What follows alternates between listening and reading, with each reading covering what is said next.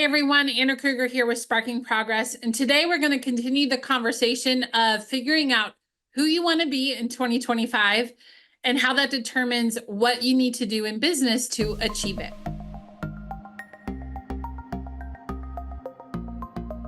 All right, well, in last week's video, I challenged you to think about who you want to be and what adjectives you want to describe you.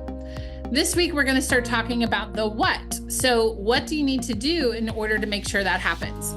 I gave the example last week of how I desire to be a generous person. Well, if I'm going to be generous, yes, I could be generous with time. Yes, I could be generous with energy. But what I really want to do is be generous financially. What that means is I need to have a certain amount of money extra to be generous with, right? It's hard to be generous if I don't have anything to be generous with. And so that's an example of how the who you want to be informs the what you're doing in your business. So my challenge for you this week is start thinking through the adjectives you wanted to describe you and start assigning a financial value to those things. Example, if you want to have quality time with your family, maybe that looks like 2 vacations a year that are 2 weeks long each. I don't know. You got to decide for yourself, right? But to create your financial goal for 2025, if that's something you came up with, what you want to do is start looking up, okay, what would it cost to go on this 2-week vacation twice a year with my family? What about travel budget? What about the food budget? What about the place we're staying? And getting a number around it. You'll know you've done your planning right for 2025 when you have probably a very specific and maybe a little bit weird number for your financial goal.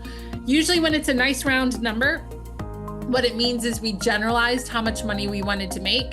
And when it's a very specific, weird number, that usually means it's tied to our actual budget.